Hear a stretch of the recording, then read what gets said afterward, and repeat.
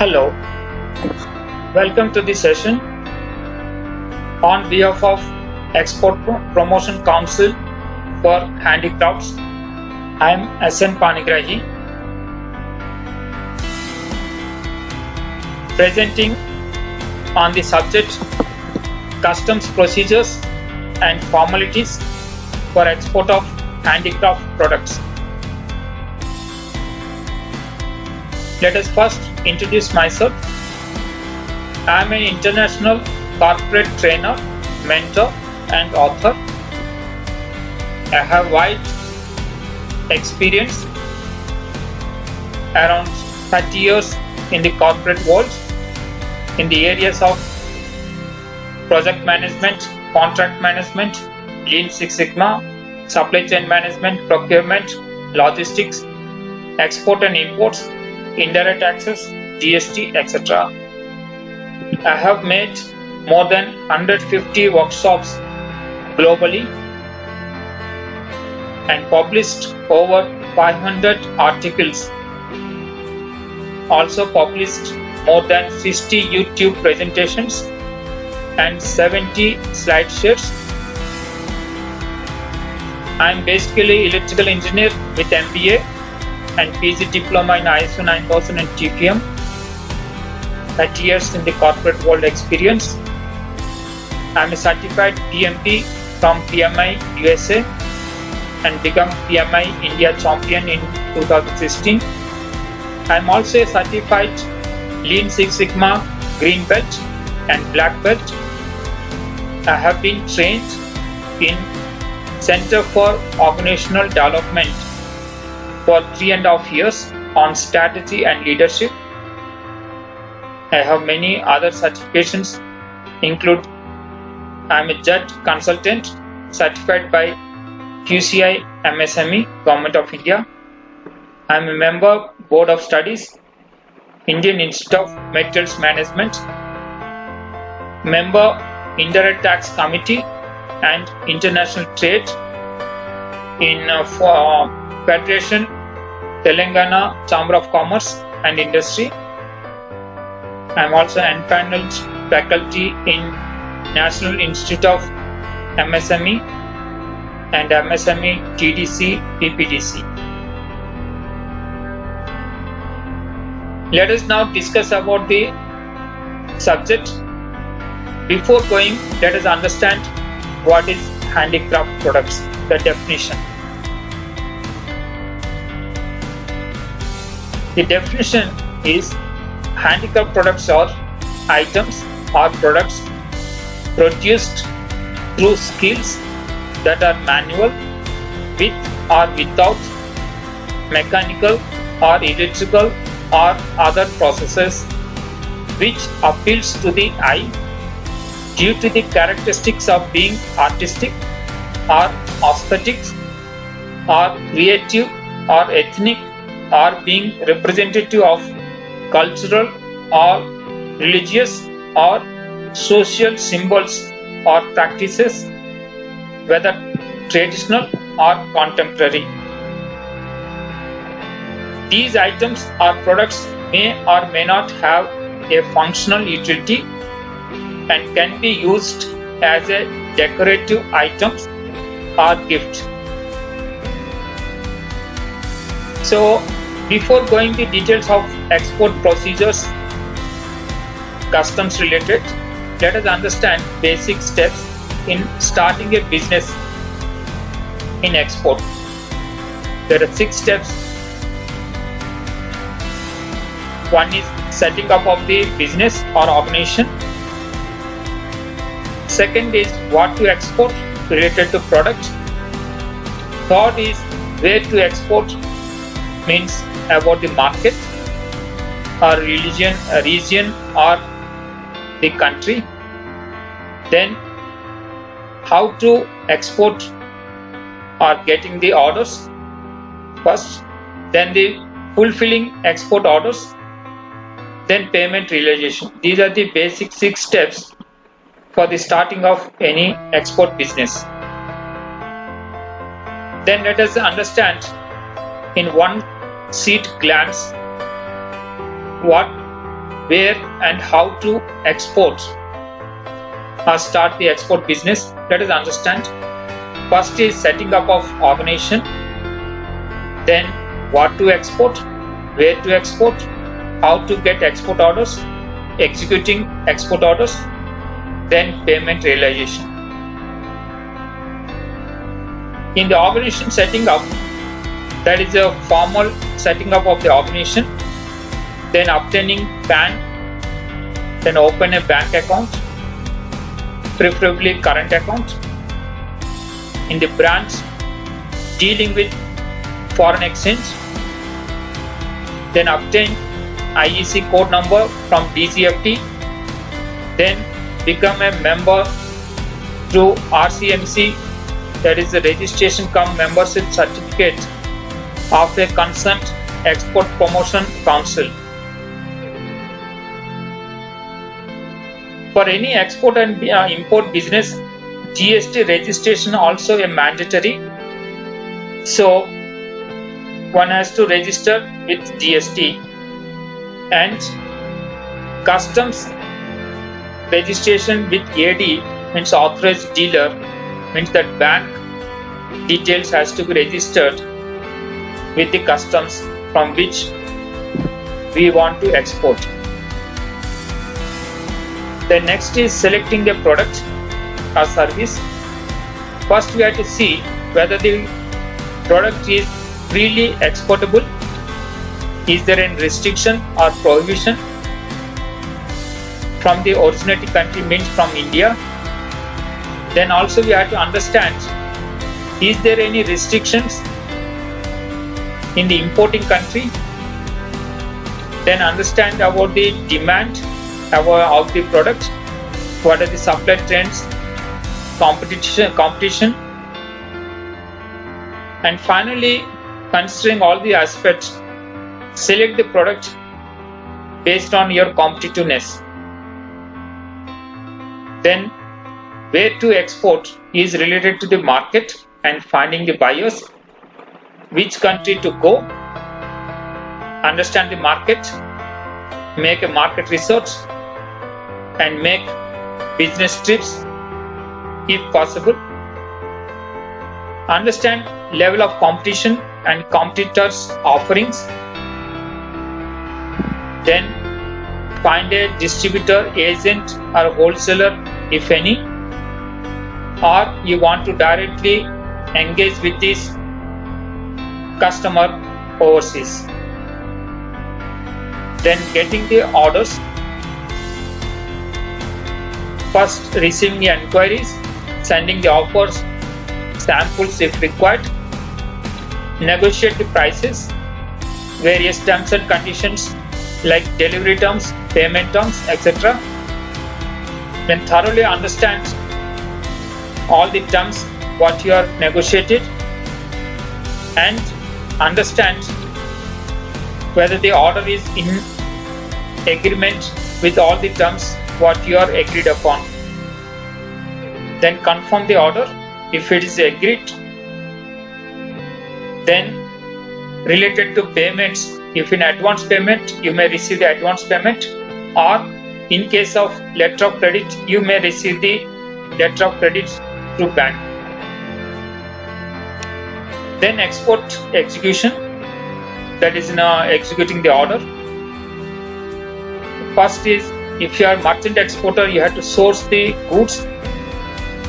If you are manufacturer, you have to start the producing the goods. Then check quality and other documentary requirements and comply with them. Engage customs house agent or any forwarder for services like customs, port and shipping formalities. Then export. After export, get the shipping documents like shipping bill, bill of lading or airway bill, etc. Then final step is payment realization, that is post-export formality. Once you are exported, intimate to the customer about your exports and send documents or present the documents to the bank. Then realize your export proceedings. Then finally is lessons learned, because it is your endeavor always in experience, and every experience is counts for betterment or corrections. Therefore, lessons learned is final step.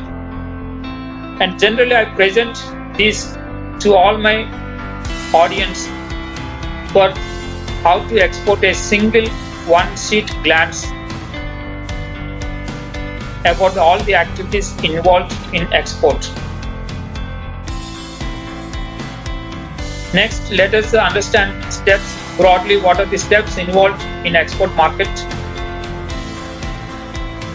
First is develop your strategy about your product selection, about your market selection, and your channels, distribution channels, how you want to go about, whether directly with the interact with the customers and sell the product direct to the customers, or through agents, distributors, or any other means.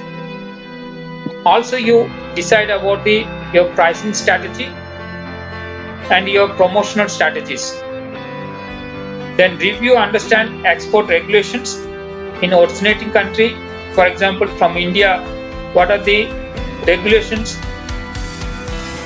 are available in India, or what are the restrictions and regulations in importing country, also understand. After that, negotiate, understanding all the terms and conditions, finalize the contract. Then source or prepare your goods for shipment, complete your export documentation and other formalities, then negotiate the documents in bank for getting the payments.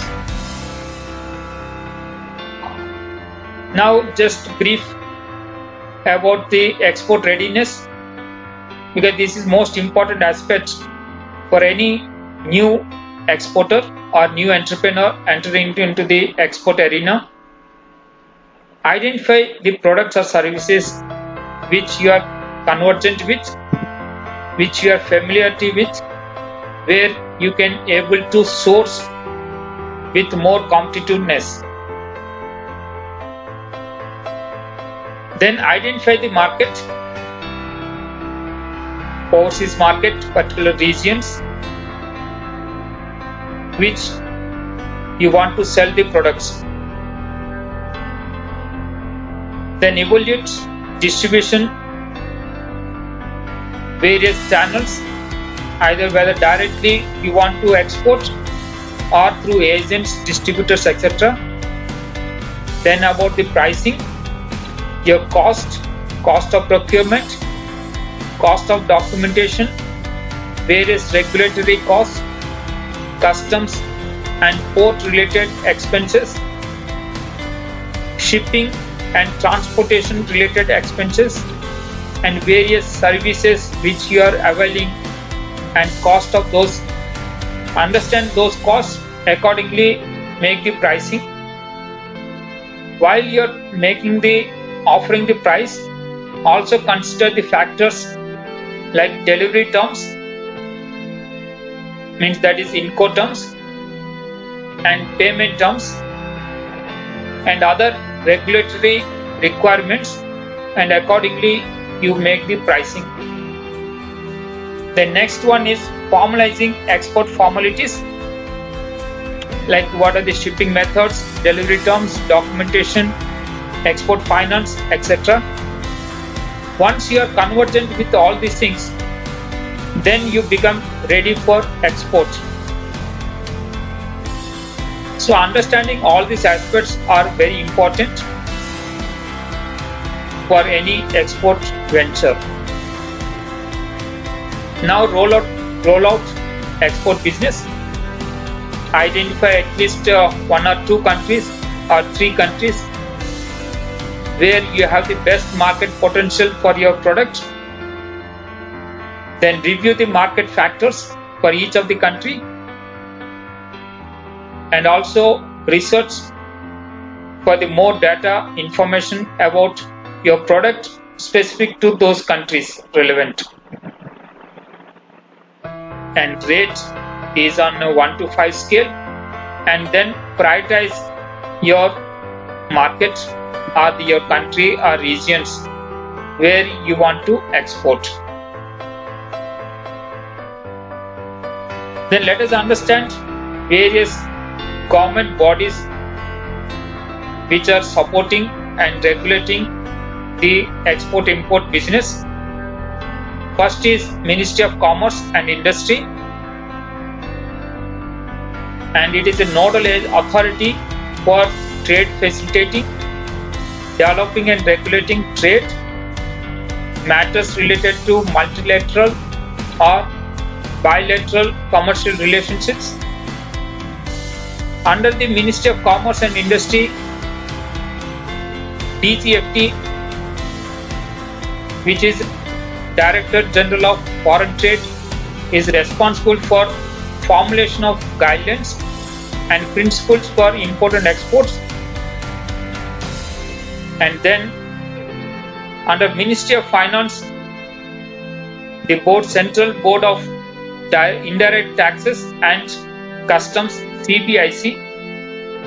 Earlier it has been called CBEC, Central Board of Excise and Customs, but now it is called as CBIC, comes under Ministry of Commerce. It is an authority to handle customs duty related matters and physical movement of cargo inward and outward from the country. And its authority about all customs related aspects. The publications are Customs Act 1962, Customs Tariff Act 1975, IGST Act 2017. Then Reserve Bank of India is a monetary authority managing foreign exchange, facilitate external trade, payments and promote orderly development and maintenance of foreign exchange in India. And FEMA is an act regulating, controlling and guiding about the import and export transactions for the payments, currency and etc. Broadly, let us understand various organizations supporting the export. One is the DGFT, as we are already discussed. Then GST or customs. Then EPC means Export Promotion Councils. These Export Promotion Councils are product specific, like Pharmaceutical Export Promotion Council, Engineering Export Promotion Council, Promotion Council for Handicrafts, etc. So these are product specific export promotion councils. And also there is commodity boards like tea board, coffee boards, tobacco board, etc. And FIFO is nodal agency for all types of products. Then there is various other organizations like port authorities, dry port like ICD, means Inland Container Depot. Then CFS, Container Freight Station. Then shipping or airlines. Then export inspection agencies like EIC, banks, RBI, ECGC, Export Credit Guarantee Corporation. Then educational bodies like IIFT, IIP. IIFT means Indian Institute of Foreign Trade, IIP, Indian Institute of Packaging. Then various Chamber of Commerces and trade bodies also help and promote exports. Then ITPO, Indian Trade Promotion Organization. This is for various types of exhibitions. And then ITP, Indian Trade Portal, providing information about import and exports. Then DGTR,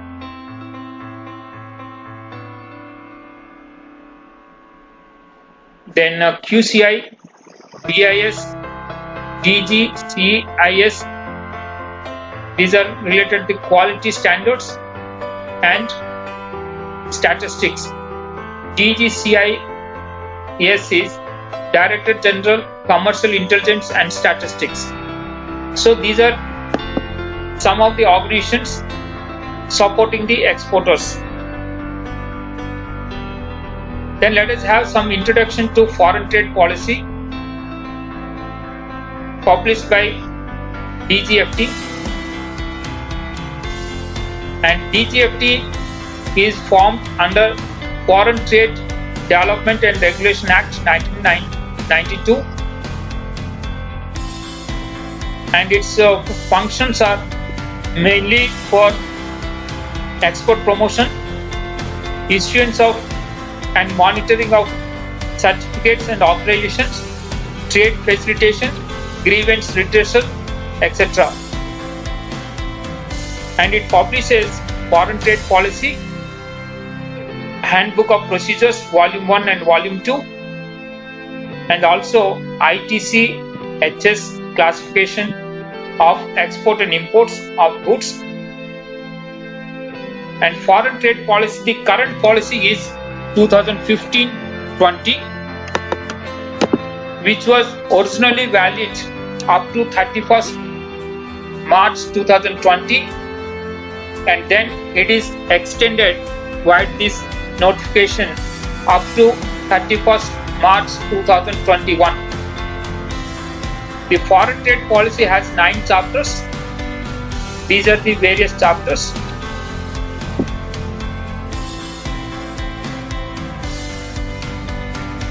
Then let us understand one important aspect about the export. This is ITC HS codes published by the DGFT. HS code means Harmonized System Codes for the product classification, published by World Customs Organization. These codes up to 6-digit level are uniform across the world. All the signatory countries, it is equally applicable. Additionally, 4 digits are optional. These are country specific, and India is opted additional 2 more digits. Therefore, 6 common digits plus 2 digits comes to 8 digits. For export or import, these 8-digit code is mandatory to mention in all the documents related to, for example, export. In the invoice as well as in shipping bill, we have to mention 8-digit ITC HS code. Similarly, for import, at the time of filing the bill of entry, along with the description of the goods imported, we have to mention 8-digit code. This is the product classification code. DGFT is published this ITC HS code. Means ITC means Indian Trade Classification,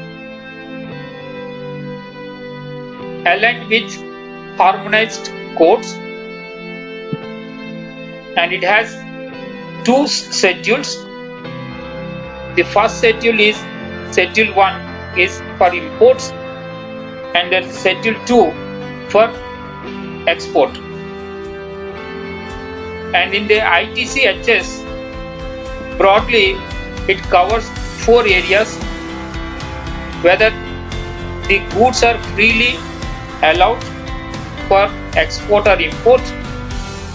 Freely means without any requirement of permissions, authorizations or licenses. Then whether the goods required any restriction means permissions, or the goods are prohibited, or goods are channelized through certain agencies like STC and MMTC, State Trading Corporation, or Mines and Mineral Trade Corporation. So these are the 4 classifications.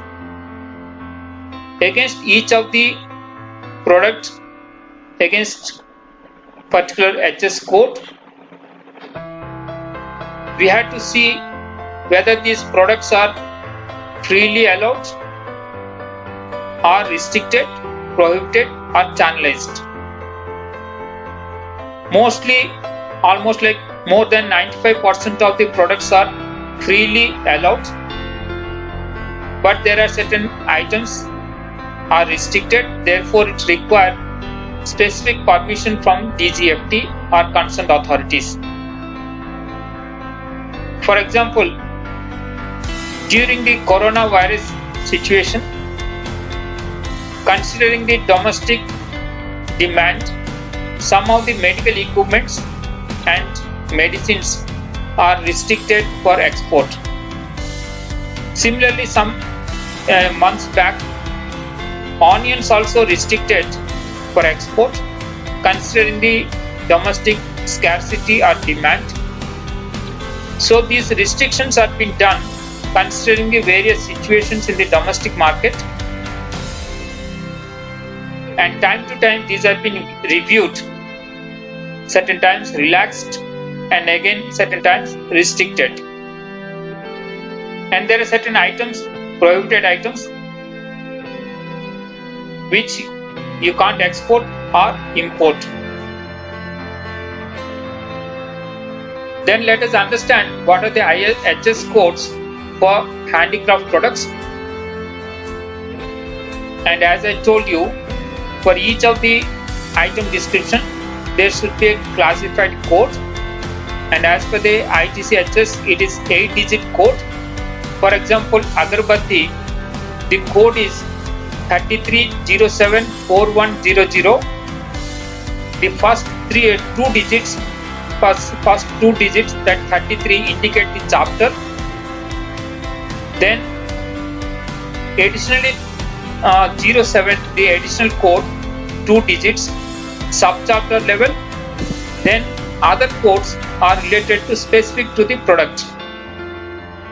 Similarly, like if you see coir mats, the code is 46012010.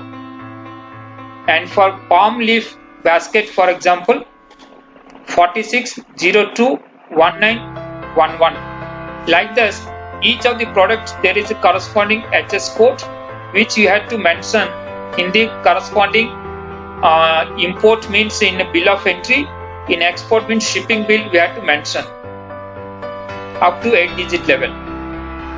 These are the different codes for the handicraft products.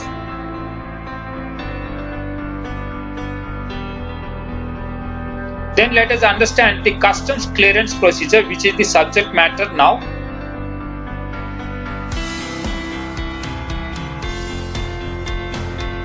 CBIC, as I already told you, Central Board of Indirect Taxes and Customs, comes under Ministry of Finance, Government of India, under the Department of Revenue, and its main functions are formulation of policy concerning the levy and collection of customs duty, GST, central excise duties, prevention of smuggling, and administration of matters relating to customs, GST, central excise, also related to narcotics to the extent under the CBIC purview.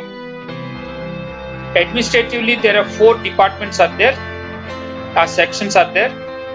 One is Customs House, the other GST Commissionerates, then Customs Preventive Commissionerates, then Central Revenue Control Laboratory. So let us understand a little bit about the functions of the customs authorities. One is collection of customs duties under the Customs Act 1962 and Customs Tariff Act 1975. Then export cargo, baggage, postal articles and its arrival and departure of the vessels, aircrafts, etc. Then discharge of agency functions and enforcing prohibitions and restrictions on import and exports under various legal enactments. Then prevention of smuggling. Then international passenger clearances. Now, once we have understood various functions, let us understand further also that being a member of the World Customs Organization, Indian Customs has adopted various international customs conventions and procedures, including the revised Kyoto Convention, harmonized classification system, GATT-based valuation, etc. Now let us understand the one major function of the customs is levy of the customs duty. Entry number 83 of List 1 to Schedule 7 of Constitution of India empowers the Union Government, means central government, to legislate and collect duties on imports and exports. Accordingly, Customs Act 1962 and Customs Tariff Act 1975 are enacted. In the Customs Tariff Act 1975, there are two schedules. First schedule related to duty on import and second schedule related to duty on export. Means each of the item with assigned harmonized system of commodity classification, means HS code. The prescribed rate of duties are being mentioned. In case of import, in the schedule for first schedule, whereas in case of export, in the second schedule. The duties levied may be either specific duties or it is ad valorem basis, or it is combination of both specific and ad valorem. Then let us understand briefly about this customs valuation. Means one is the customs duty collection. The duty is the rate is calculated on the value of the goods, and the valuation is given in section 14 under 14 of the Customs Act 1962. And further there are two rules are there. Rules means practical procedures following the Act. For import, there is a customs valuation determination of value of imported goods, rules 2007. And for export, there is a customs valuation determination of value of goods, export goods, rules 2007. So based on this, the customs valuation is been done. And next is about this Sea Cargo Manifest and Transshipment Regulation. And through these notifications shown here, this has been notified that Sea Cargo Manifest and Transshipment Regulation 2018 is notified, which comes into force from the 1st of March 2019. This regulation replaces earlier Import Manifest Regulation 1971 and Export Manifest Regulation 1976 and transportation of goods through Foreign Territory Regulation 1965. With the implementation of this Sea Cargo Manifest and Transshipment Regulation 2018, Indian entity representing the master of the vessel shall be registered with this Indian Customs, and as per the regulation, the authorized sea carrier or the authorized sea agent shall submit an arrival manifesto electronically prior to departure of the last port, or departure manifest electronically before departure from the Indian port. Means for the two aspects are there. One is about the arrival manifest. This is for import. Earlier it has been called as Import General Manifest IGM. Under this section 30 of this Customs Act 1962, the IGM, or now the new name is Arrival Manifest, has to be submitted electronically by the authorized sea carrier or authorized sea carrier agent, and this manifest has to be presented prior to departure from the last port. That means, for example, a vessel carrying the cargo leaving from the Rotterdam port, the manifesto has to be presented to the Indian Customs authorities before the vessel is leaving Rotterdam port to any Indian port, that is JNPT for example. Means before leaving the Rotterdam port, the carrier or his agent has to present arrival manifesto to the customs authorities. The next one is departure manifest. Earlier it has been called Export General Manifest EGM, and this is as per the section 41 of the Customs Act 1962. Before departure from the Indian port, the authorized sea carrier or authorized sea carrier agent must submit a departure manifesto electronically to the customs.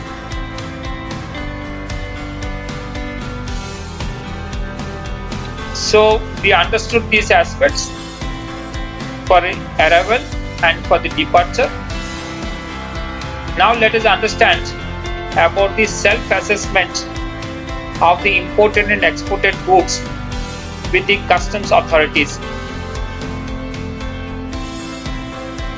As per the section 17 of the Customs Act 1962, it is enabling the importer or the exporter to declare on self-assessment the documents. There are basically two document declarations are there. One is for import, one is for export. So for entry of goods for importation, under section 46 of the Customs Act 1962, a bill of entry has to be presented to the customs authorities. And in the bill of entry, the assessment can be made on self-assessment basis under section 17 of the Customs Act 1962. The assessment related to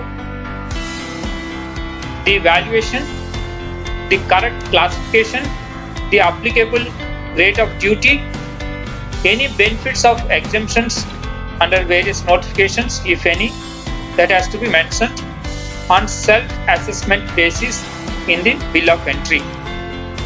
Similarly, for exportation, under section 50 of the Customs Act 1962, a shipping bill has to be presented on self-assessment basis for its value, for its duty if any applicable, for its classification like HS classification.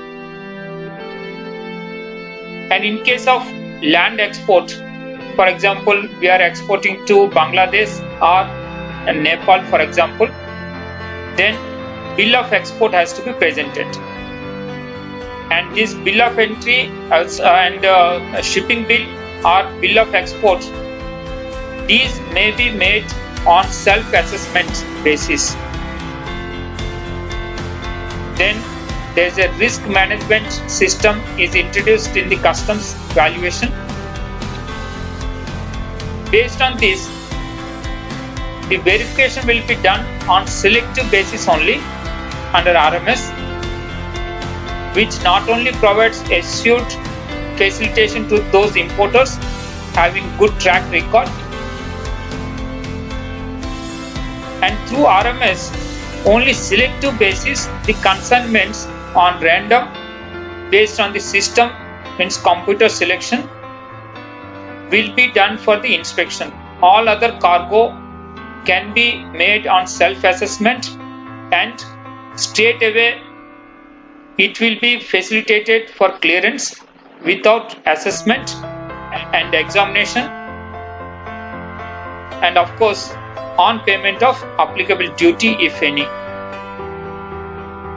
Means it is ease of doing business. All consignments are not examined or assessed for valuations, but only on the selective basis, randomly some consignments are being selected for the examination based on the random system based. No manual or physical interface is allowed.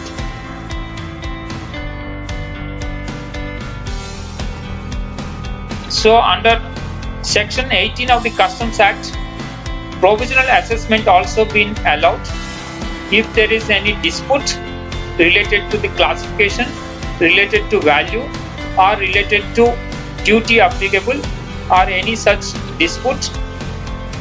The assessee can make provisional assessment and get the clearance subject to furnishing of security as deemed fit by the proper officer. Then one more facilitation for ease of doing business is eSanchit. This is an online platform for paperless processing, uploading of the documents. Means there is no physical hard copies need to be presented to the service center or any of the customs officials. Online through eSanchit, means that is through IceGate, you can submit scanned copies in JSON file, and there is no need for hard copies to submit. Next, let's further understand about the Sanchit. The facilitation further enabled for the other related government agencies, that's called participating government agencies. The facility is now available for them also, like Food Safety and Standards Authority of India, FASI, Plant Quarantine, Animal Quarantine, Drug Controller, Wildlife Control Bureau, and Textile Committee, and any approvals or any certifications required from these agencies also will be done through online platform eSanchit, and it will reduce the interface with various governmental agencies, therefore reduce the precious time and cost of doing business in India. So these are basically we have understood about this basic customs aspects. Now let us understand little bit about GST, because GST is closely related to the customs export and import also. As we told you, it is mandatory for any importer or exporter to have a GST registration. Then how GST functions, let us briefly understand. GST is a multi-point taxation. That means at each stage of the supply, GST is applicable. It is a value-added tax. That means only on value addition the tax will be applicable. Let me clarify this aspect. Suppose you want to purchase an item, say it is 100 rupees, where you have paid tax at the rate of 5%, means 5, and you have a further business and you want to supply at 150 rupees, for example, then you are entitled to take the credit of 5, means the tax whatever you have paid on your purchases, you can take a credit that is called input tax credit, ITC, and this input tax credit can be adjusted towards your liability for your supply, outward supply. Suppose your outward supply is 150 and there the tax is at the 5% rate is 7.5, then you can, while paying the 7.5 to the government, you can adjust the 5 which you have taken as a ITC credit, and net payment of 2.5 only you have to pay. So ITC is as long as of business. If you are supplying any exempted goods, then ITC is not allowed. And also, if you don't have any furtherance of business, like your end consumer, then ITC will not be available. So this is the basic concept about this GST. Now let us move for the GST rates which are applicable for handicraft products. There are some goods at the nil rate, and there are certain goods at 3% and others are 5%, and mostly goods are falling into 12% category, and there are some goods at 18% and 28% also. And these are the some of the GST rates for the handicraft products. For example, the candles, it attracts 12%, and mats, for example, it attracts 5%. Coir articles or articles made of paper, mats, also 5%. Carpets, of course, is also 5%. Then there are certain items which are attracting 12%, like tableware or kitchenware of clay. This attracts 12%. Then bangles, that silver filigree works 3%. Handmade imitation jewelry, for example, is 3%.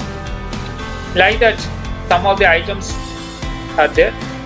And there are certain items like shown here are nil also. Like bangles, imitation jewelry is nil. Then clay articles of tableware and kitchenware also nil. Then wood deities is a nil. And for example, smoking pipes, because it's like demerit items, are the cigar and cigarette holders are 28%.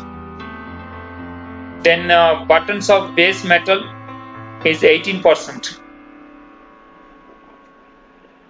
So let us understand now definition of export as per the GST Act.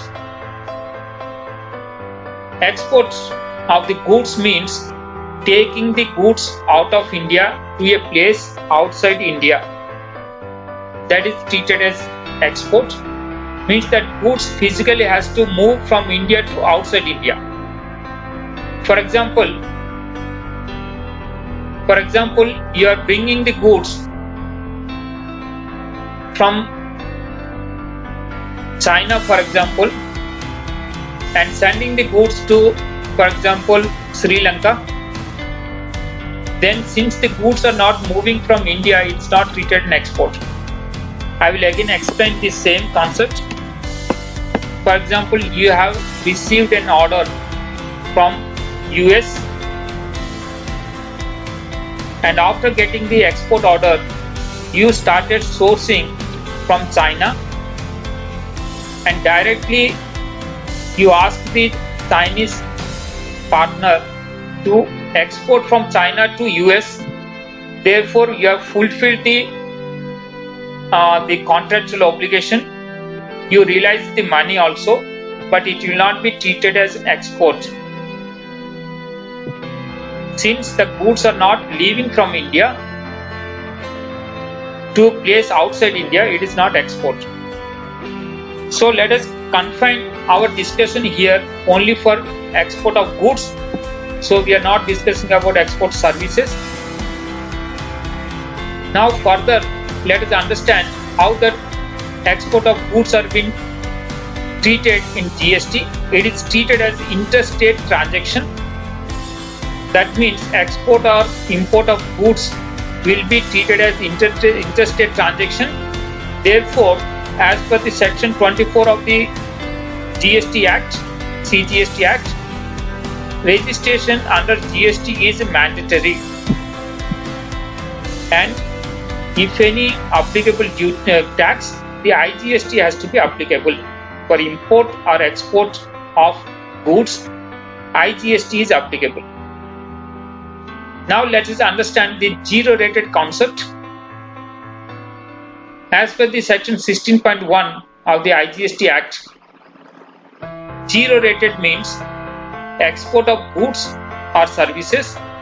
Export of goods means, I told very clearly, goods leaving from India, physically leaving from India to outside India is called export of goods.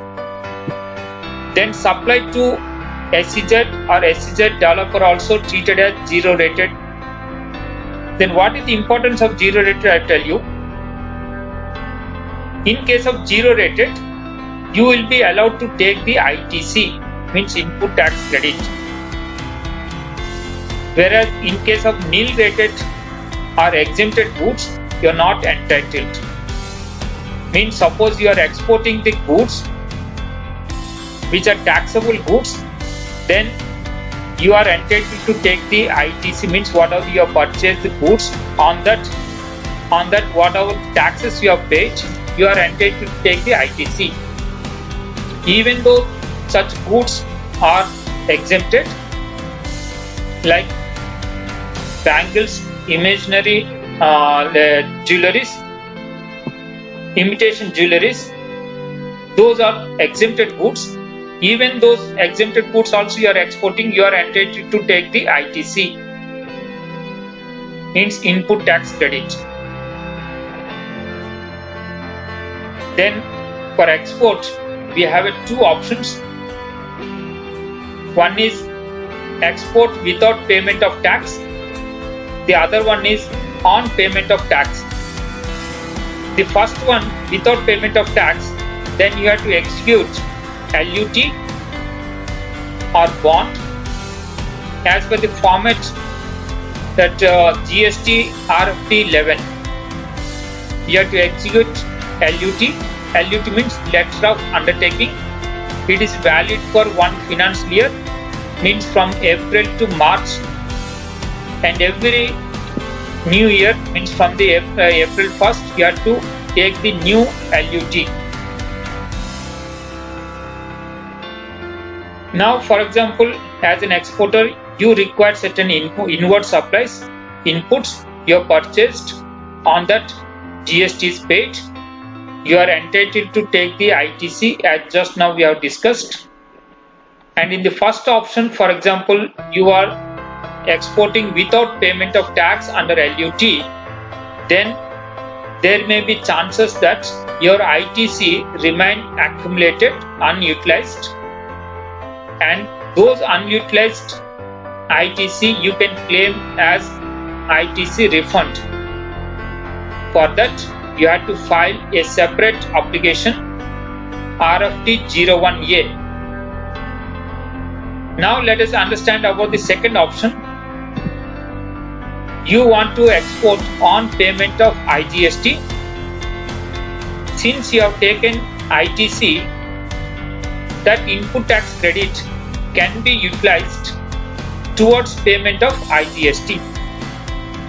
Now whatever you have paid the IGST, the entire amount of IGST can be claimed as a refund. And in case of export of goods, then there is no need for separate application, whereas in case of services and supplies to SEZ, of course you have to file a separate application.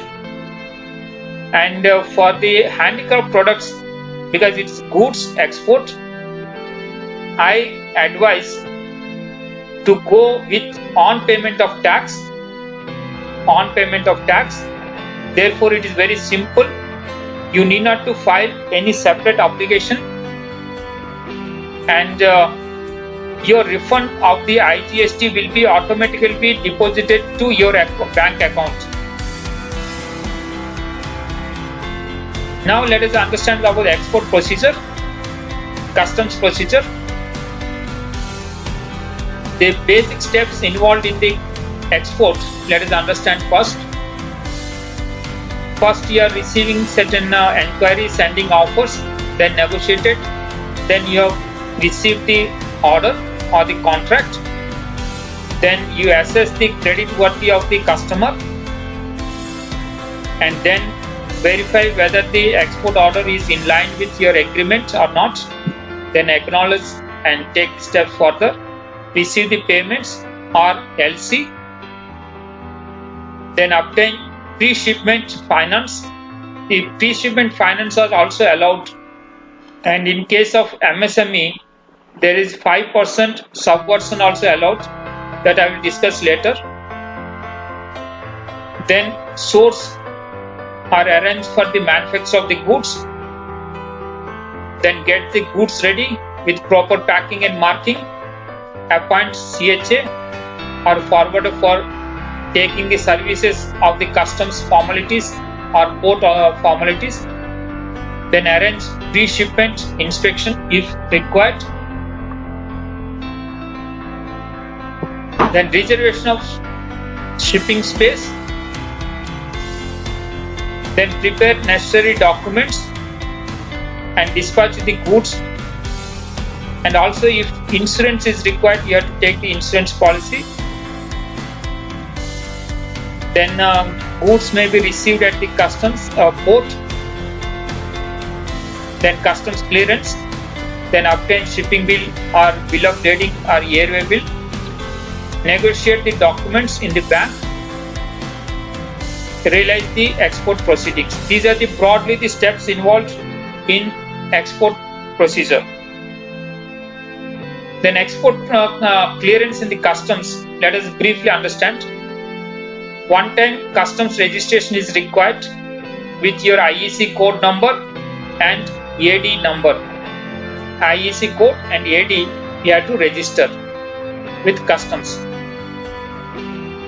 Then after this, if any export promotion schemes also there, like advance authorization or EPCG, those schemes also has to be registered with the customs authorities. Then proceed with processing of the customs, the filing of the shipping bill. First is filing of the declaration, that is shipping bill, in EDI, means electronic data exchange interchange, that is EDI. And generally these services have been done by your CHA, means customs house agent will do this one. He will file on your behalf this filing of the shipping bill.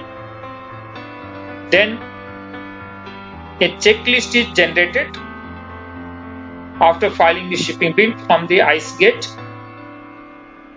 Then data is submitted to the system service center, and the data submission, earlier it was hard copy, but now they have given provision because of the coronavirus. Thus, this can be submitted online only. There is no need for physical submission of the data. Then shipping bill number is generated automatically by the system,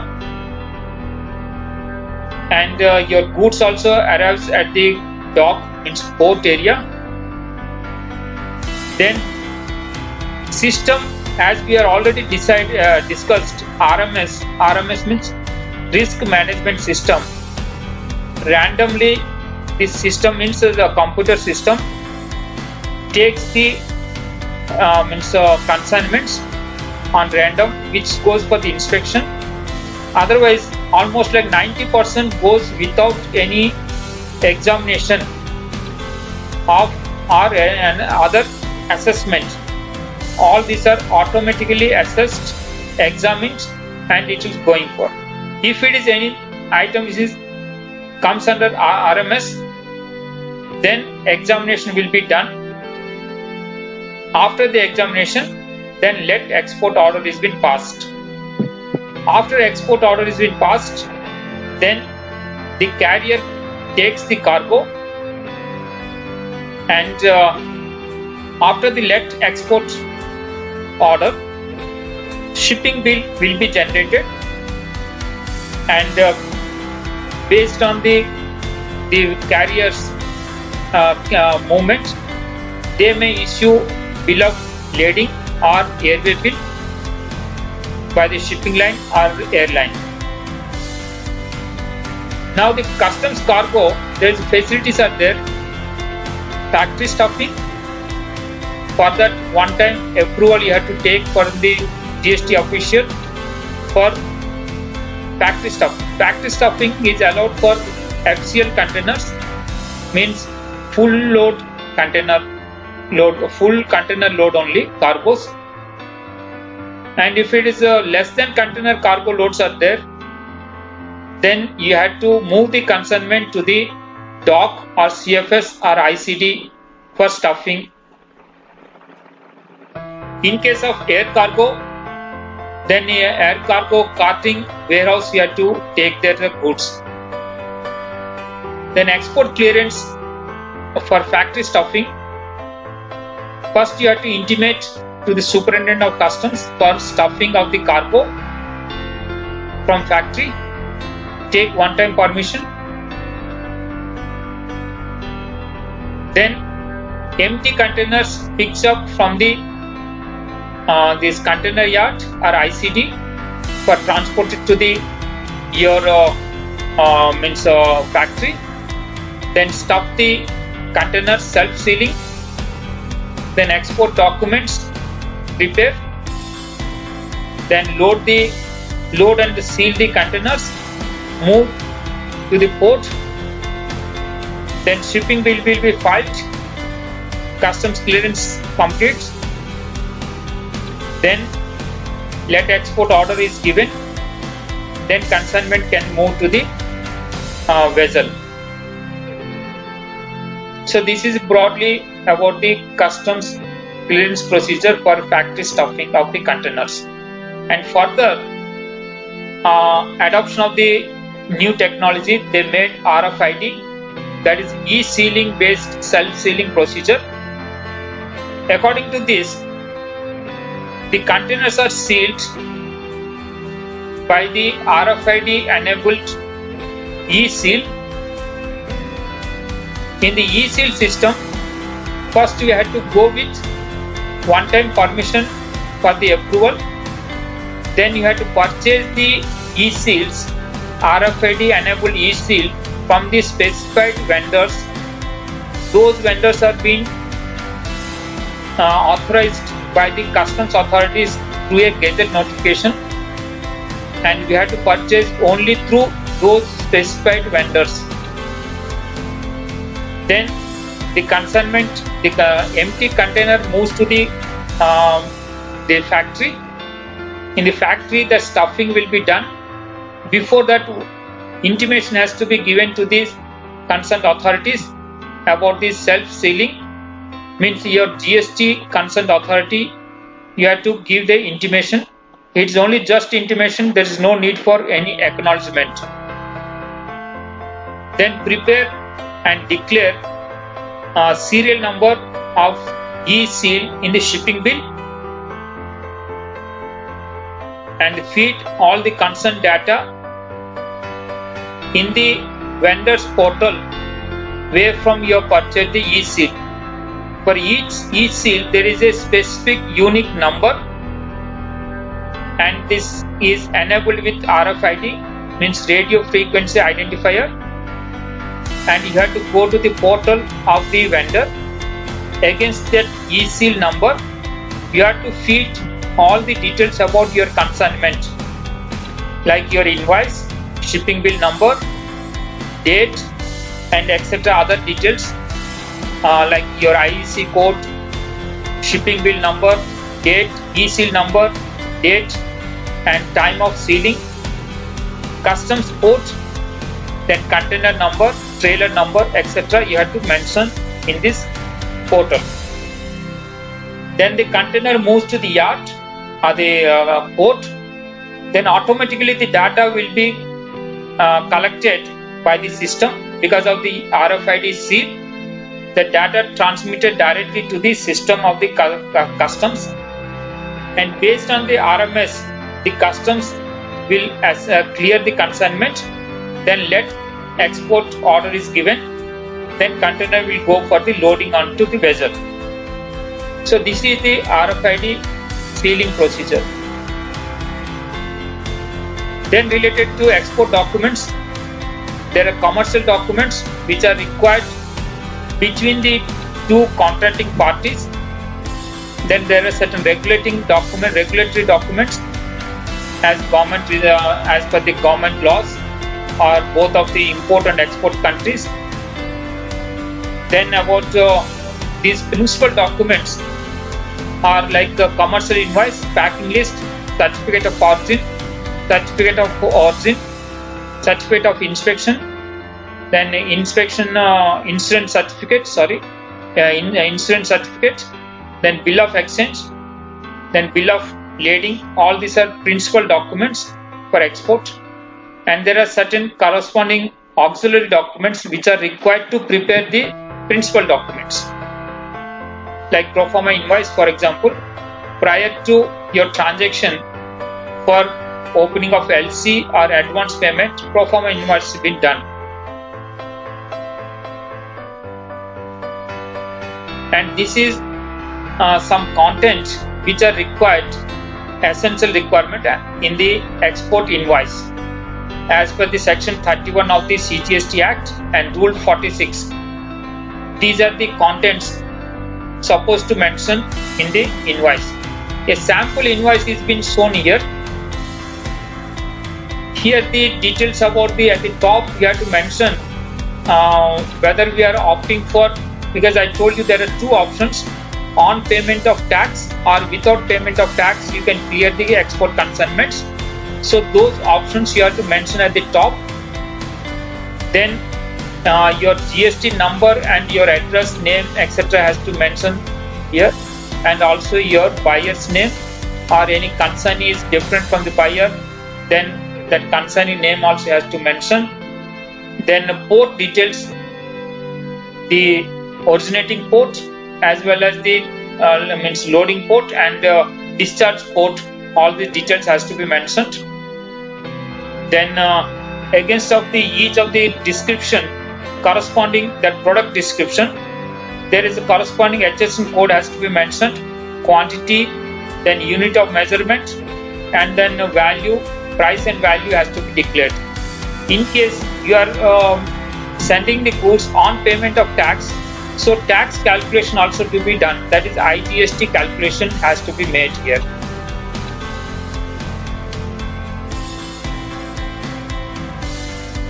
So this we have already discussed. Then e-way bill also a mandatory requirement if your value of the consignment is more than 50,000 rupees, and either you have to make, or your assigned transporter also can make the e-way bill only when your consignment value is more than 50,000. In case of exempted goods, of course there is no need for e-way bill. E-way bill, there is two parts, one in the transaction related, another transport related. In the transport related, the vehicle number, the transport document number and other details has to be mentioned. Then in the export there are broadly three types of transport documents are involved. One is airway bill. In case of air freight, the consignment is exported by air. Then airway bill is the title of goods. These are called title of goods. And then bill of lading in case of sea freight. Then LR in case of road transport. And shipping bills, for example, these are been exported through sea route. There are various types of shipping bills are there. One is pre-shipping bill, means you are not availing any of the benefits like drawback or any other dutiable shipments. Then it is pre-shipping bill.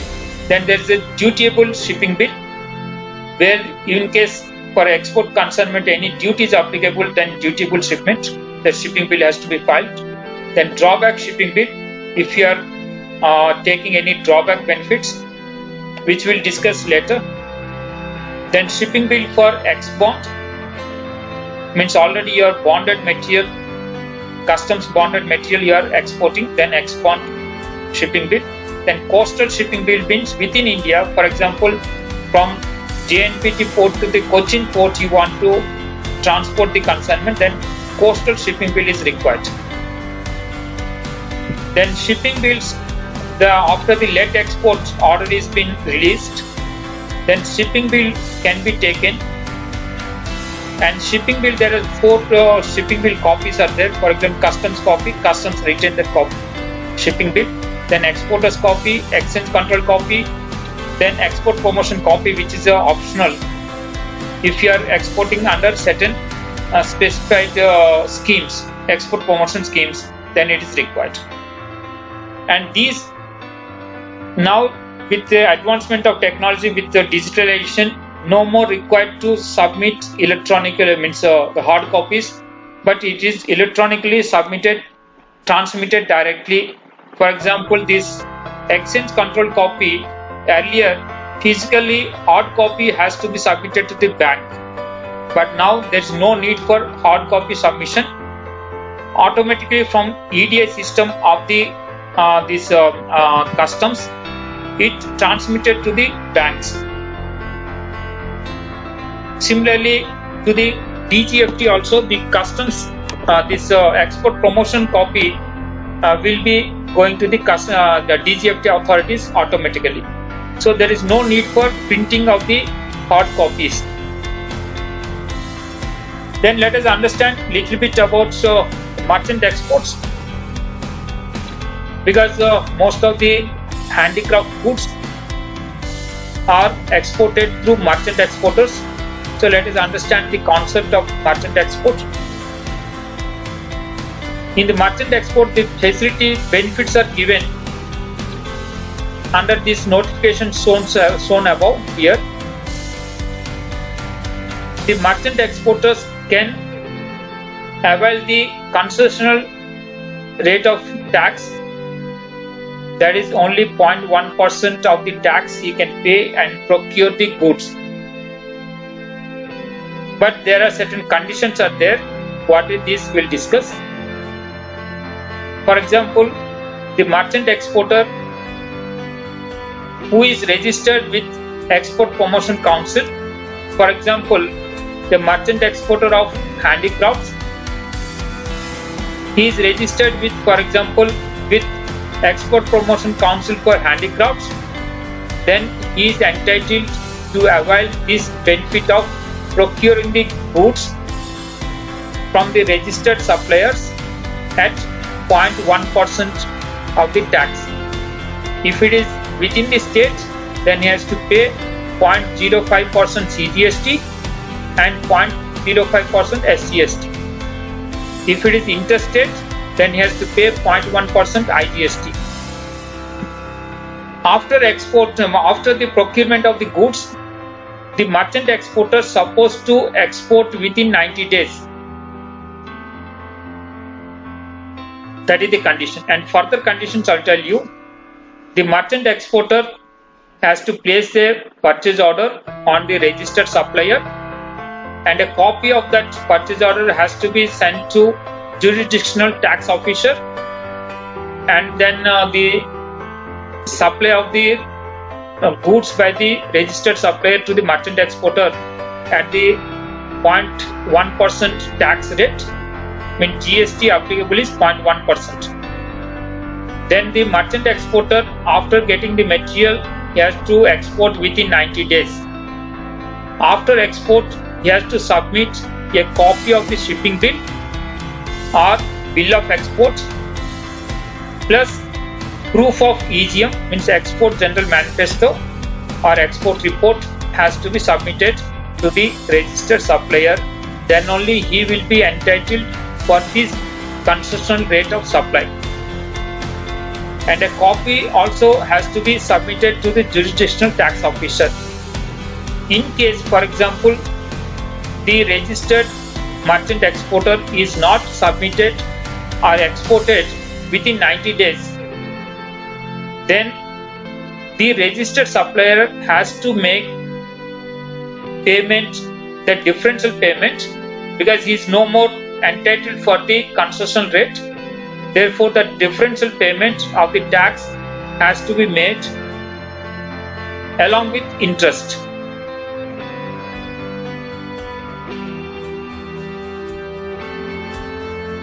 And once he adopted this approach, this concessional facility, then the merchant exporter has to export under LUT without payment of tax only.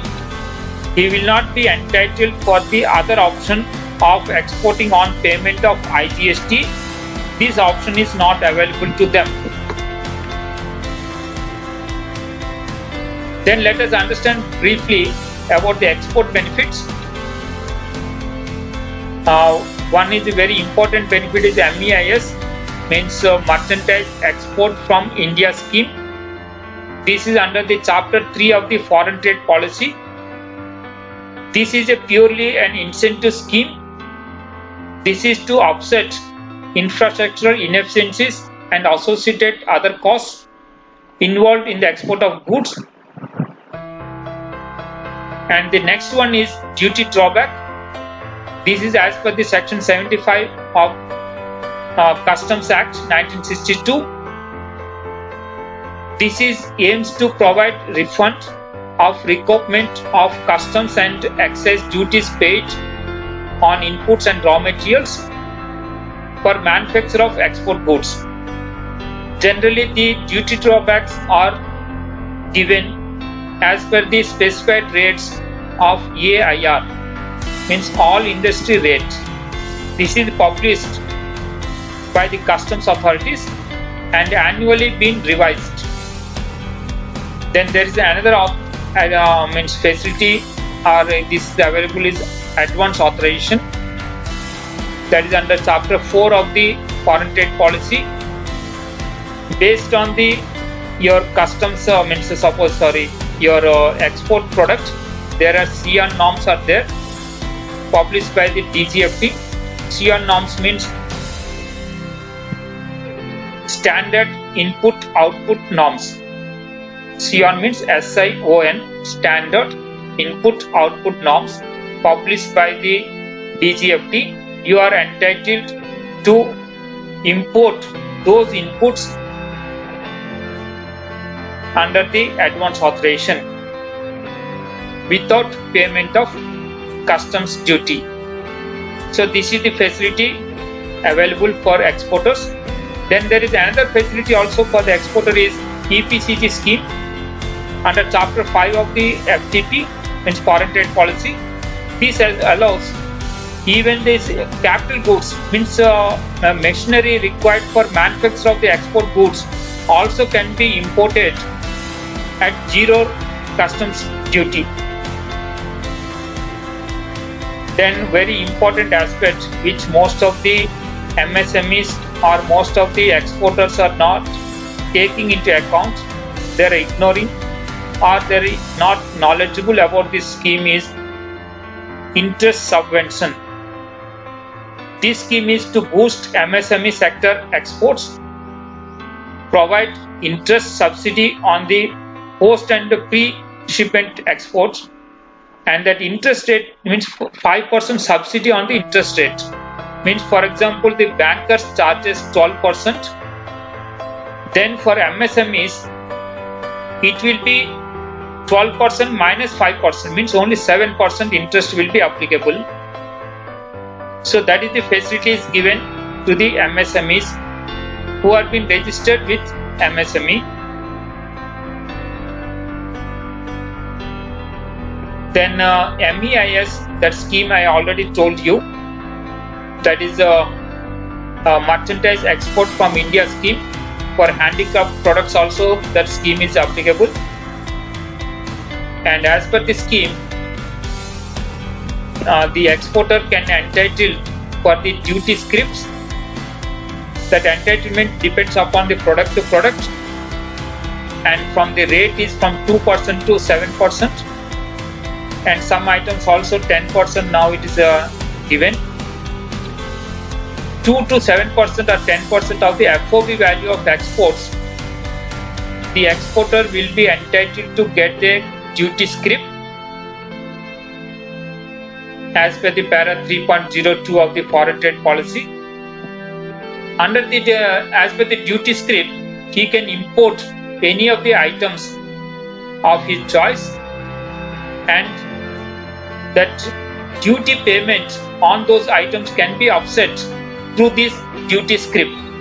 For example, you got the duty scrip for say 1 lakh rupees, and when you are imported goods, and there the entitlement means your applicable duty which you supposed to discharge is say 10 lakhs rupees.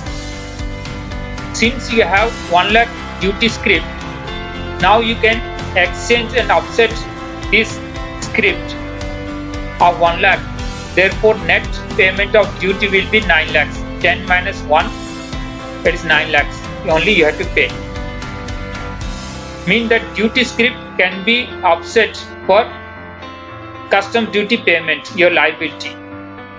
If you are not interested to import any of the goods, and therefore that offset is not possible, then you have another option to transfer such scripts.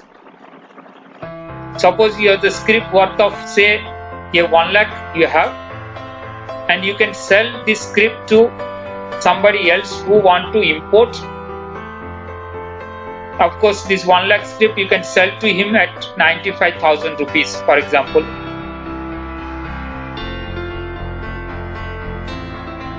And there is another scheme is called for the SEIS, but we are not discussing. That is for the service. And this MEIS scheme, as per the Appendix 3B of the Handbook of Procedure, for the different products they have provided what is the rate of MEIS. For handicraft products, these are the rates. Some of the rates I have calculated. The timeline. So these are the MEIS rates for the handicraft products. Some of the sample I have shown to you, and there are, you see, the rates are varying from 5%, 7%, like that 2% also. Like that 2 to 7% the rates are applicable. Means once you are exported these items, for example, you are exporting wall lamps. For example, this is wall lamp. You are entitled for 5%. 5% of the FOB value you are entitled for this script of the MEIS script, and that script can be utilized for offsetting the duty payment whenever you want to import any items, or you can sell to some others. Therefore, you can realize that amount. So these MEIS rates are like this. These are the various different MEIS rates. And then we'll come to the duty drawback. And for the handicrafts, this is very beautiful and simple mechanism for refunding the taxes whatever you have suffered on the procurement. For example, you are exporting an item, and the duty drawback is, for example, 3%, then after export, the 3% of the FOB value will be automatically deposited in your bank account after exports have been done. The rates are being generally done as per the AIR rates, means all industry rates. These have been published by the customs under the section 75 of the Customs Act 1962 and revised every annual basis. And some of the rates are like this: duty drawback rates for handicraft products. For example, these perfumes, perfumed agarbatti, for example, perfumed agarbatti, under this HSN code, the duty drawback is 3.9%. And 3.9% of the FOB value you will be getting as duty drawback, and after export, this duty drawback will be, the amount will be deposited to your bank account directly from the customs. So this is one of the benefits, and for handicrafts it is very useful, and the export scheme. So these are the various rates for this duty drawback. Then advance authorization, I told you, whenever you want to import your raw materials, packing materials or consumables without payment of customs duty, then you can adopt this advance authorization scheme. Under this advance authorization scheme, you are entitled to import the raw materials, consumables, packing materials as per the SHIA norms. SHIA norms means Standard Input Output Norms, and you can import under this authorization within 12 months from the date of the authorization, and it carries obligation for export.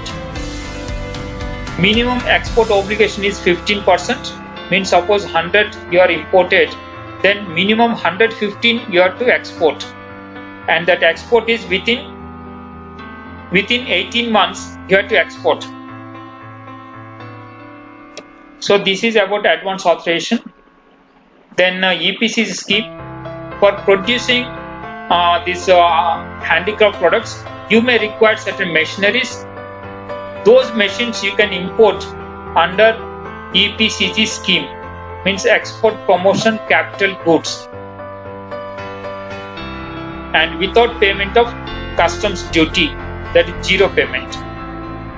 And once you got the authorization, within 24 months you can import, and the export obligation is 6 times the duty amount which you have saved. Within a period of 6 years, you have to export and fulfill the obligation.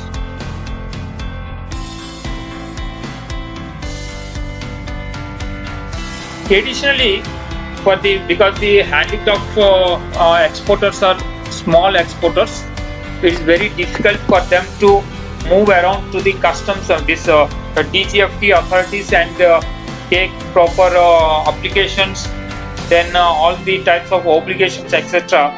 There is simplified procedure been adopted in the customs. That is, the goods required for manufacture of handicraft items for the export purpose is allowed at the nil rate of duty, subject to condition. That subject to condition means you supposed to be a member of the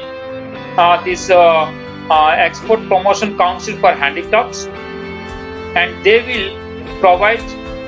You have to apply to them through your application, and they will give the certificate.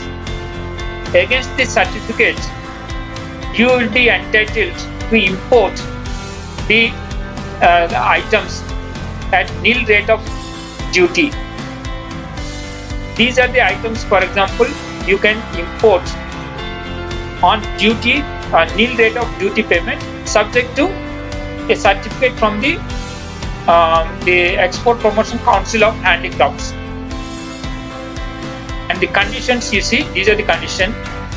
The goods are imported by a manufacturer of handicrafts or by a merchant exporter tied up with the supporting manufacturer of handicrafts or on behalf of the said manufacturer or merchant exporter by the Export Promotion Council for Handicrafts. So these people can import the consignments items, and for use of the manufacture of the handicraft products for export. Of course, the cap also they mentioned, the value of the goods imported does not exceed 5% of the FOB value. That is maximum cap. So this is a facility that you can avail while you export imports of the required inputs or raw materials which are required to manufacture those export items. You can import.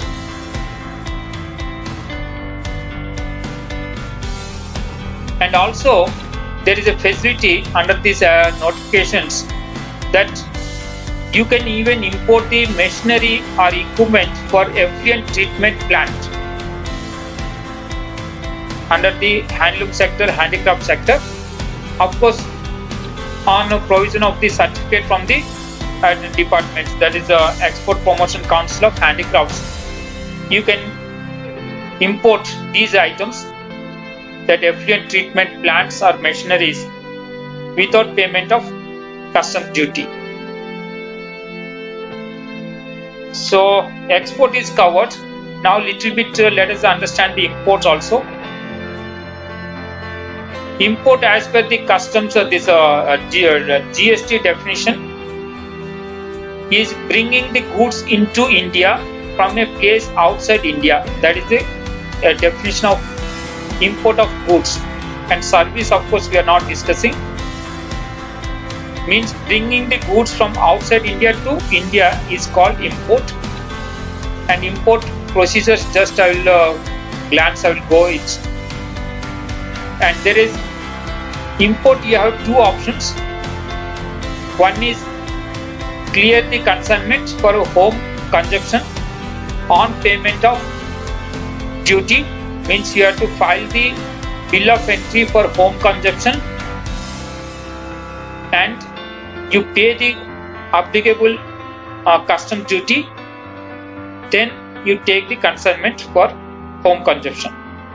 The other option is store under the bond, and you immediately don't want the consignment to be cleared, so you store the consignment under the bond, then you have to file the bill of entry into bond bill of entry,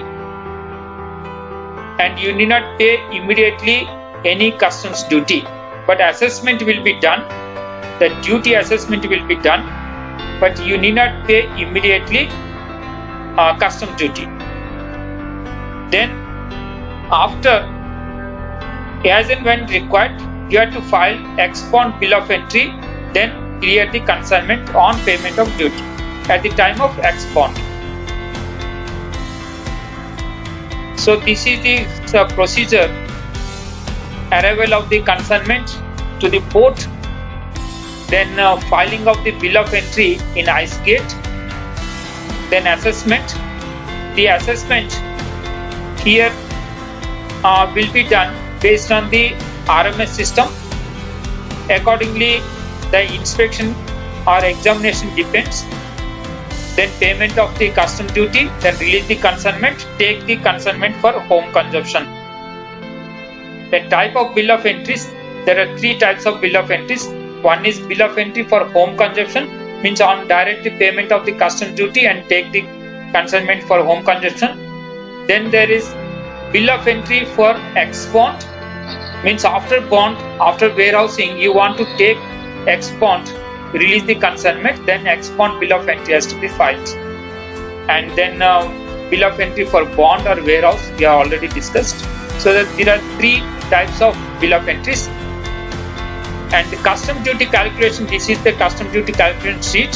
For example, the assessable value, the import CF value converted into Indian currency is, for example, 100, then the basic duty, say for example the rate of duty is 7.5%, applicable on accessible value, means on 100 7.5%, so it's 7.5.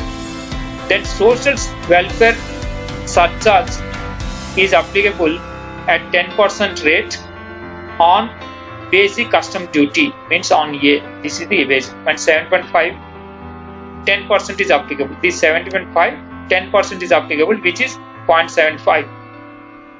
Then depends upon your particular goods.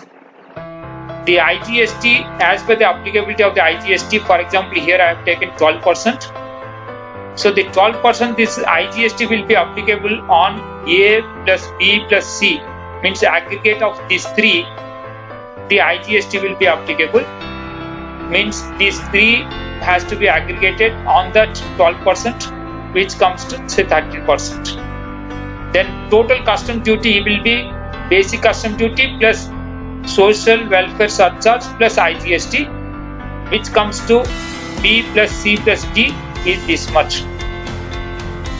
And out of it, IGST, of course, you can take ITC, means input tax credit is taken.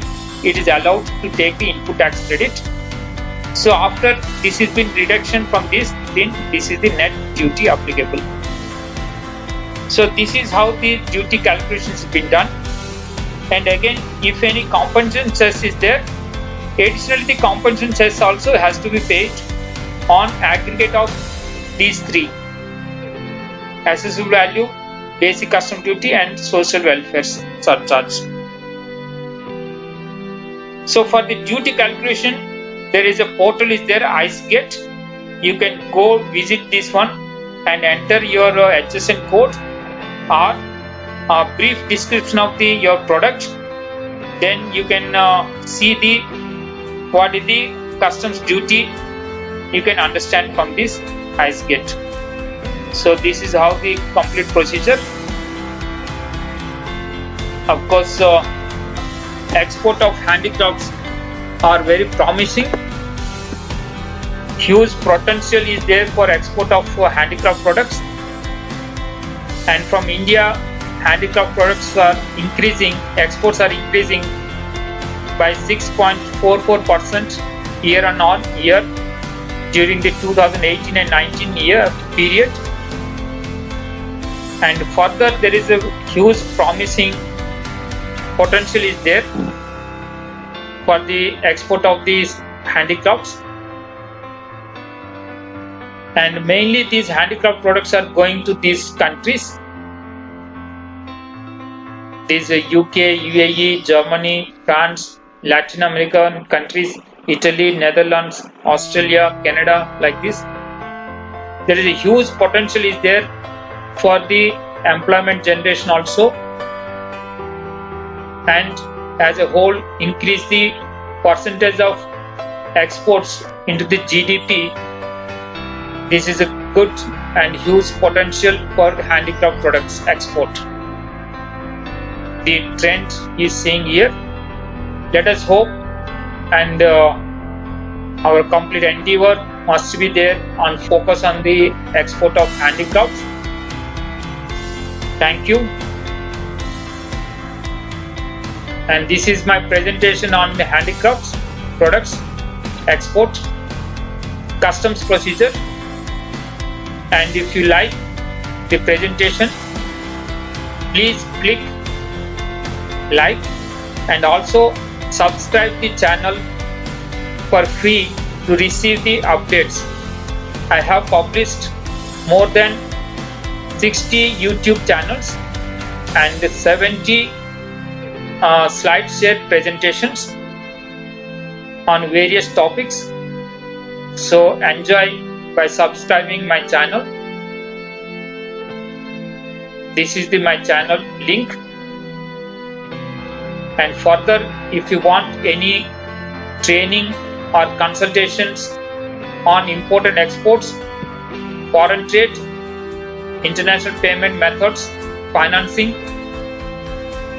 and GST or international contracts, or project management or PMP certifications related, please contact me. I am SN Panigrahi. My contact details are here. Thank you.